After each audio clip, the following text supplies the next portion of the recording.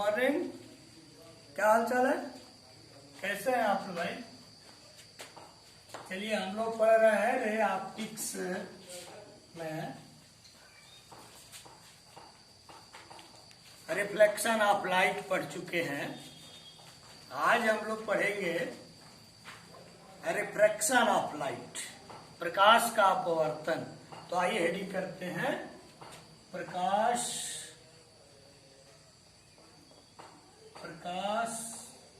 का अपवर्तन। प्रकाश का अपवर्तन, रिफ्रैक्शन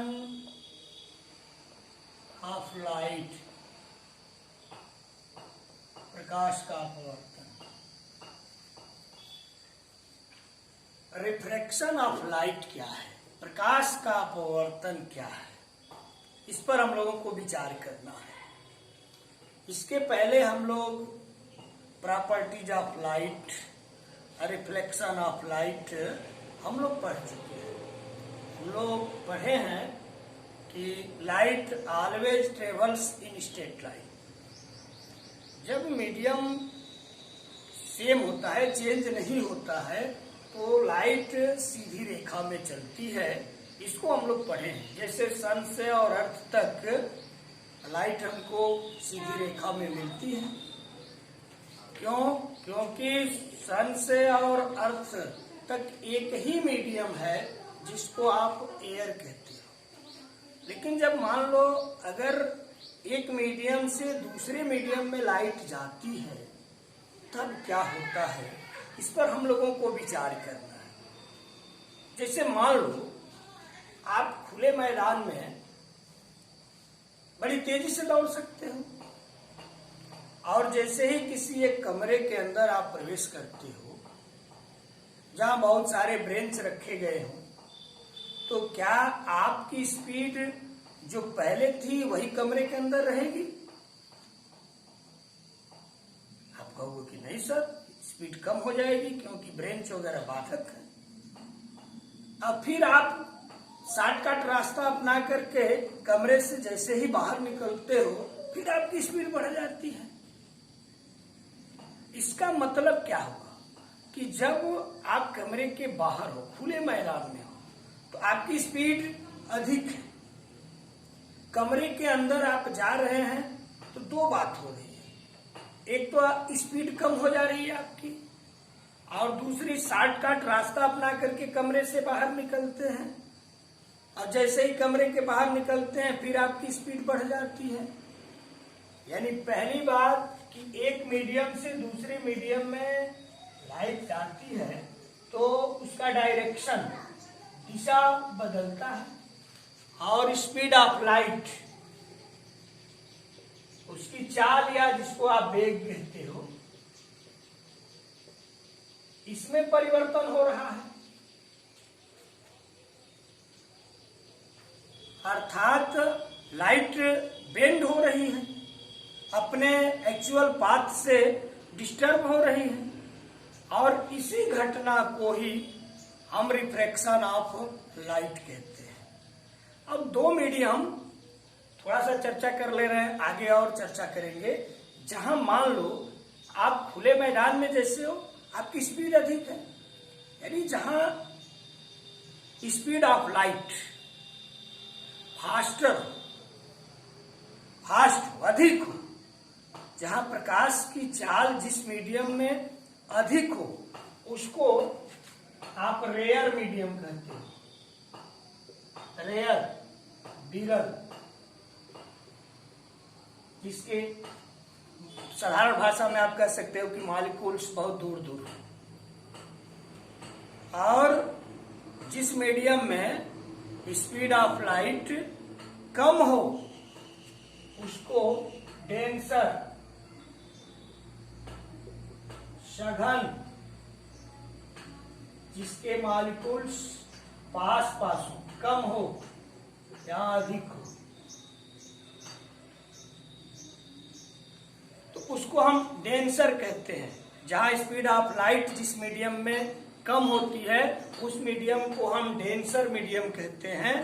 और जिस मीडियम में स्पीड ऑफ लाइट अधिक होती है, फास्ट होती है, उस मीडियम को हम रेयर मीडियम कहते हैं।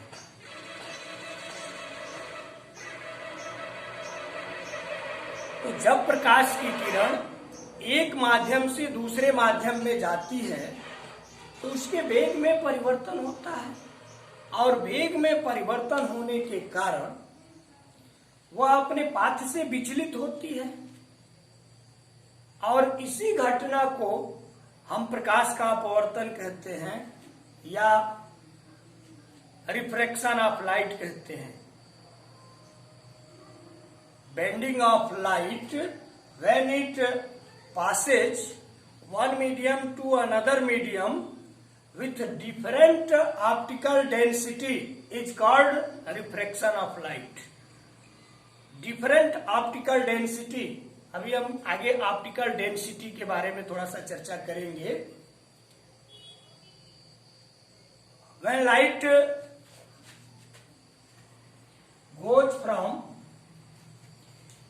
rare to denser, light bends towards the normal, and when light goes from denser to rare, light bends away from normal. जैसे देखिए, यह चर्चा कर रहे हैं, ये एक मीडियम है, ये नॉर्मल है, ऐसे ये लाइट ऐसे आ रही है। सपोज करो ये रेयर मीडियम है और ये डेंसर मीडियम है। लाइट को ऐसे जाना चाहिए, ऐसे आ रही है, ऐसे चली जाना चाहिए, लेकिन जब लाइट रेयर से डेंसर में जाती है तो light bends towards the normal, वह नॉर्मल की ओर झुकती है, तो ऐसे ये लाइट झुक जाती है, ऐसे। या ये मान लो नॉर्मल है, लाइट ऐसे आ रही है, इसको ऐसे जाना चाहिए। अगर इधर मान लो डेंसर है और इधर रेयर है, तो जब डेंसर से रेयर में, रेयर मैंने खुला मैदान आपको समझाए, वहां स्पीड बढ़ जाती है, तो light bends away from normal. Normal से क्या होती है? अवे होती है, दूर होती है, यानी ऐसे लाइट बेंड कर जाती है, और इसी घटना को हम रिफ्रैक्शन ऑफ लाइट कहते हैं। ये ना आपको बताए कि bending of light when it passes one medium to another medium with different optical density is called refraction of light. When light goes from rare to denser medium, light bends towards the normal, and when light goes from denser to rare medium, light bends away from normal. जब rare से denser में जाती है तो towards the normal, normal की ओर झुकती है, और डेंसर से रेयर में जाती है तो अवे फ्रॉम नॉर्मल, नॉर्मल से दूर हटती है, और this phenomena is called refraction of light, या इस घटना को हम प्रकाश का अपवर्तन कहते हैं। तो आइए इसको हम लिखते हैं, फिर आगे चर्चा करते हैं। तो यहां हम लिख रहे हैं इसकी डिफिनीशन, जब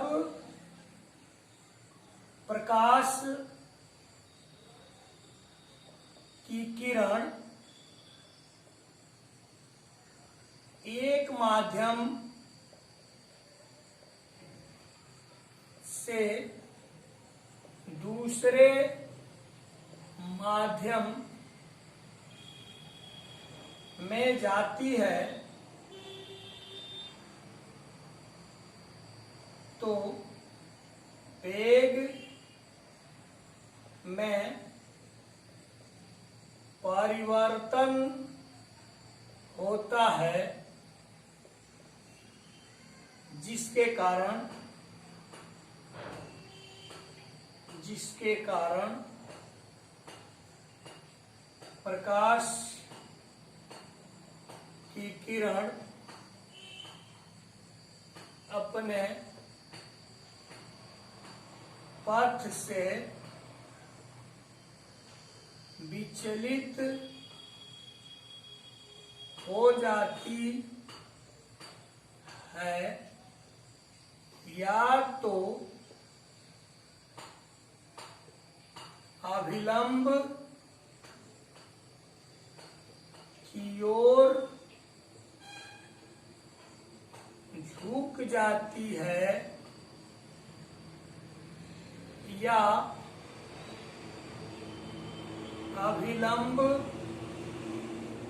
से दूर हट जाती है। इस घटना को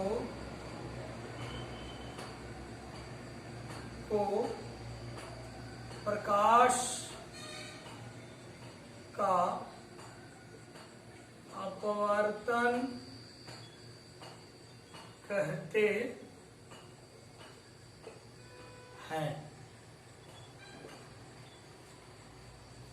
देखिए परिभाषा, जब प्रकाश की किरण एक माध्यम से दूसरे माध्यम में जाती है तो वेग में परिवर्तन होता है, जिसके कारण प्रकाश की किरण अपने पथ से विचलित हो जाती है, या तो अभिलंब की ओर झुक जाती है या अभिलंब से दूर हट जाती है। इसी घटना को प्रकाश का अपवर्तन कहते हैं। ये देखिए इंसिडेंट रे है, आपतित किरण, और ये नॉर्मल है, अभिलंब लिख सकते हो, और ये रिफ्रैक्टेड रे है, अपवर्तित किरण। ये आई एंगल ऑफ इंसिडेंस, और ये होता है आर एंगल ऑफ रिफ्रैक्शन। ये आई और फिर ये आर,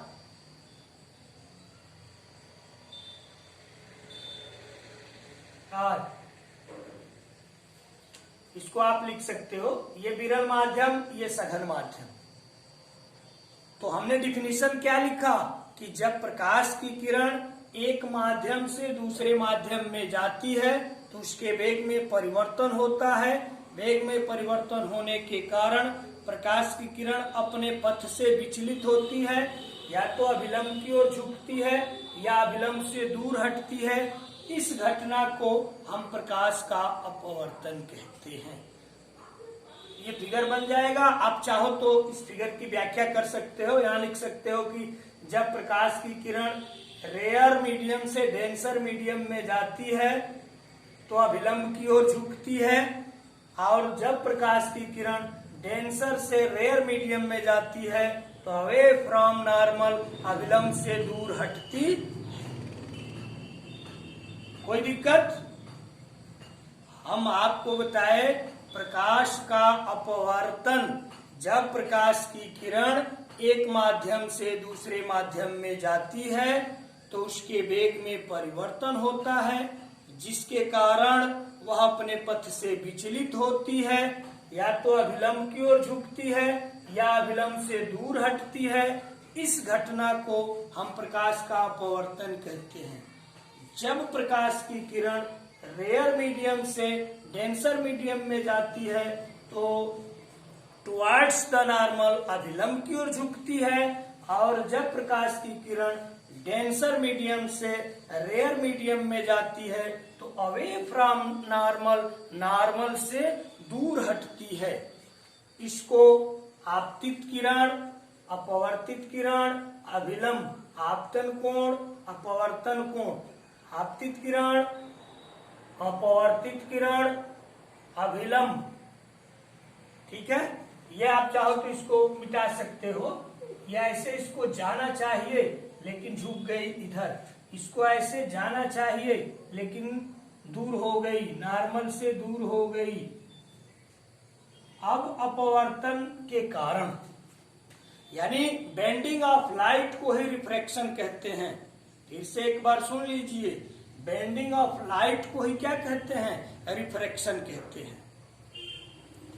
अब अपवर्तन का कारण, अपवर्तन का कारण क्या है? अपवर्तन का कारण चल ही नहीं रहा है। अपवर्तन का कारण, जब प्रकाश की किरण,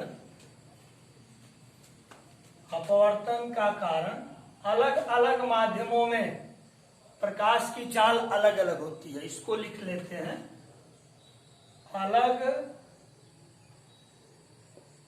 अलग अलग माध्यम में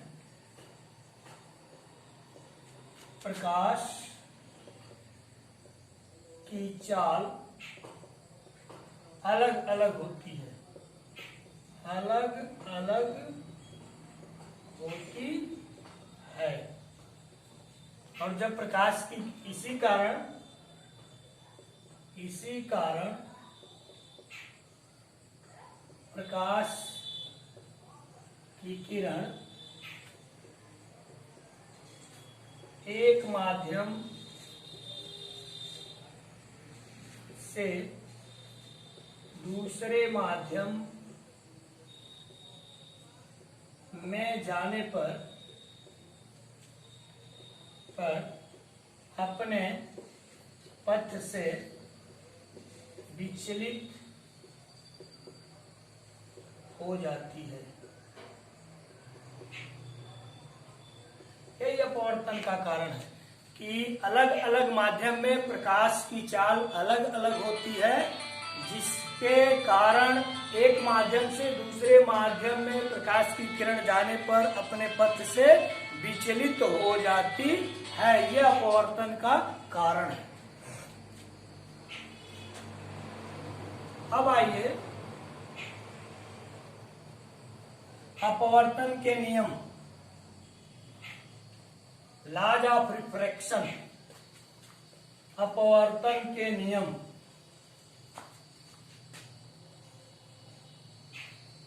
अपवर्तन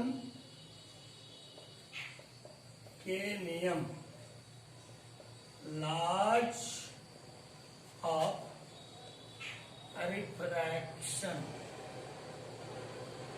अपवर्तन के नियम। अब अपवर्तन के नियम को पढ़ने से पहले थोड़ा सा इधर हम चर्चा कर लें। जैसे ऑप्टिकल डेंसिटी, ऑप्टिकल डेंसिटी, मास में आप जो डेंसिटी पढ़ते हैं उससे अलग है ऑप्टिकल डेंसिटी। ये लाइट के लिए डेंसिटी है, लाइट के लिए डेंसिटी है। आपको अभी बताए कि जब प्रकाश की किरण जिस मीडियम में उसकी चाल कम होती है तो उसको डेंसर कहते हैं। डेंसर, सघन माध्यम, डेंस। और जहां प्रकाश की चाल कम होती है, जहां प्रकाश की चाल, गलती बता दिए, जिस मीडियम में प्रकाश की चाल कम होती है उसको हम डेंसर कहते हैं। और जिस मीडियम में प्रकाश की चाल अधिक होती है उसको हम रेयर कहते हैं, रेयर मीडियम कहते हैं। डेंसर मीडियम, जिस मीडियम में प्रकाश की चाल कम हो, और रेयर मीडियम, जिस मीडियम में प्रकाश की चाल अधिक हो, उसको हम रेयर मीडियम कहते हैं। और to measure optical density is called refractive index, अपवर्तनांक कहलाती है। तो अपवर्तनांक को हम एन और म्यू से डिनोट करते हैं। अब एन होता है, N is equal to C upon V, C upon V, where C is equal to speed of light in air और वैक्यूम, और v is equal to speed of light in that medium, और n is equal to refractive index of medium. तो आप देख रहे हैं कि n और ये v इसमें ऐसे रिलेशन है। कहने का मतलब कि n जितना ज्यादा होगा, रिफ्रैक्टिव इंडेक्स जितना ज्यादा होगा, वह मीडियम उतना ज्यादा डेंस होगा, उतना ज्यादा मीडियम डेंस होगा। और जो मीडियम जितना ज्यादा डेंस होगा उसमें स्पीड ऑफ लाइट उतनी ही कम होगी। इसीलिए डेंस में आपको बताए थे कि स्पीड ऑफ लाइट कम होती है। जो मीडियम जितना ज्यादा डेंस होगा उसमें स्पीड ऑफ लाइट उतनी ही कम होगी, और रिफ्रैक्टिव इंडेक्स जितना ज्यादा होगा वह मीडियम उतना ही ज्यादा डेंस होगा, और जितना ज्यादा डेंस होगा उसमें स्पीड ऑफ लाइट उतनी ही कम होगी। जैसे मान लीजिए अगर कांच का रिफ्रैक्टिव इंडेक्स 1.5, कांच का रिफ्रैक्टिव इंडेक्स 1.5, तो यह मान रख दिया जाए तो n के स्थान पर n is equal to C upon V, तो 1.5 इज इक्वल टू सी, और ये मान लो कांच के लिए हम लिख रहे हैं, ग्लास के लिए, तो Vg is equal to C अपान 1.5। यहां से पहली बात ये हो गई कि 1.5 एयर की तुलना में कांच 1.5 गुना ज्यादा डेंस है। या दूसरी बात आप कह सकते हो कि कांच में प्रकाश की चाल 1.5 गुनी कम होगी, किसकी तुलना में? एयर की तुलना में। फिर से ध्यान से सुनो, अगर कांच की रिफ्रैक्टिव इंडेक्स 1.5 है, इसका मतलब कि कांच 1.5 गुना डेंस है, इतना गुना ज्यादा डेंस है, किसकी तुलना में? एयर की तुलना में। तो जितना ज्यादा डेंस होगा चाल उतनी ही कम होगी, अर्थात कांच में प्रकाश की चाल 1.5 गुनी कम होगी, किसकी तुलना में? एयर की तुलना में। या मान लो डायमंड है, डायमंड का रिफ्रैक्टिव इंडेक्स 2.4 है, इसका मतलब क्या हो जाएगा? यही हो जाएगा डायमंड इतना गुना यानी 2.4 गुना डेंस होगा एयर की तुलना में। या डायमंड में प्रकाश की चाल 2.4 गुनी कम होगी एयर की तुलना में। बात समझ में आई?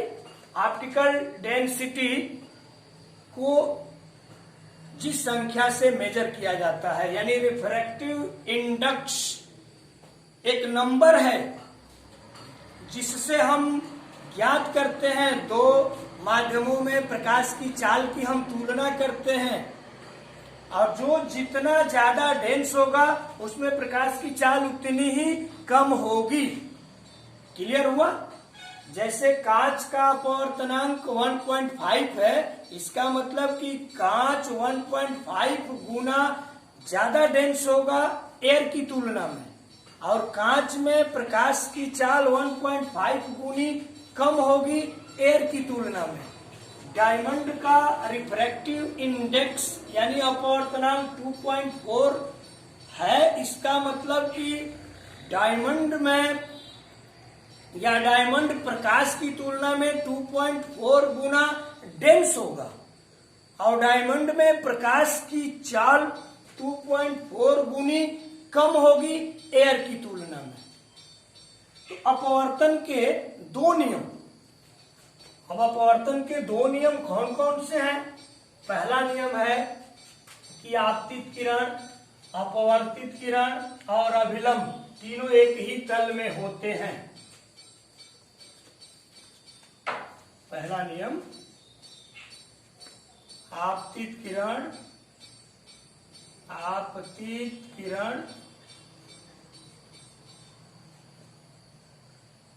अपवर्तित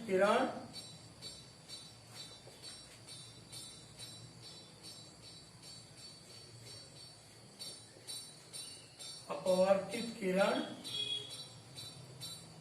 तथा अभिलंब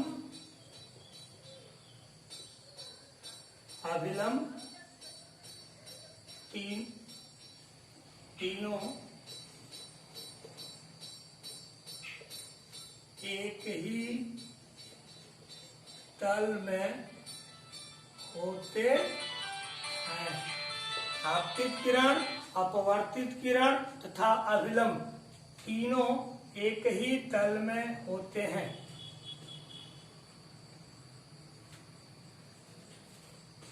आपतित किरण,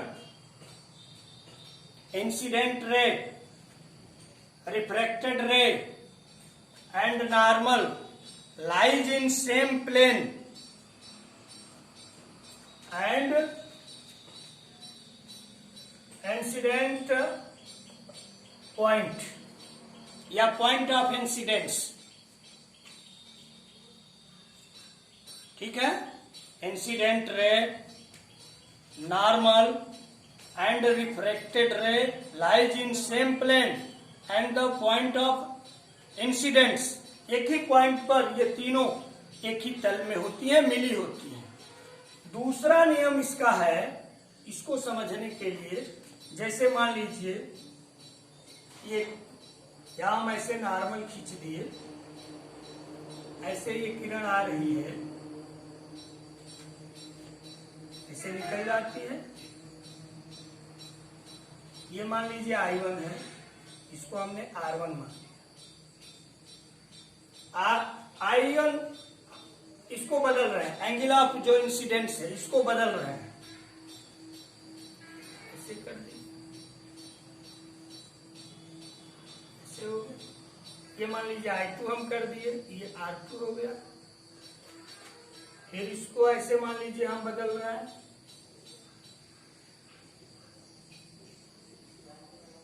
मान लीजिए I3 हो गया, ये R3 हो गया। तो जैसे रिफ्लेक्शन में हम लोग पढ़े थे कि आई एंगल ऑफ इंसिडेंस, आई अगर हमको 60 डिग्री मालूम है तो एंगल ऑफ रिफ्लेक्शन भी 60 डिग्री मालूम हो जाता है। लेकिन यहाँ एंगल ऑफ इंसिडेंस अगर मालूम है तो एंगल ऑफ रिफ्रैक्शन मालूम नहीं हो पाता है। अगर ये हम कह लें कि 60 डिग्री है तो आर 60 डिग्री से कम भी हो सकता है,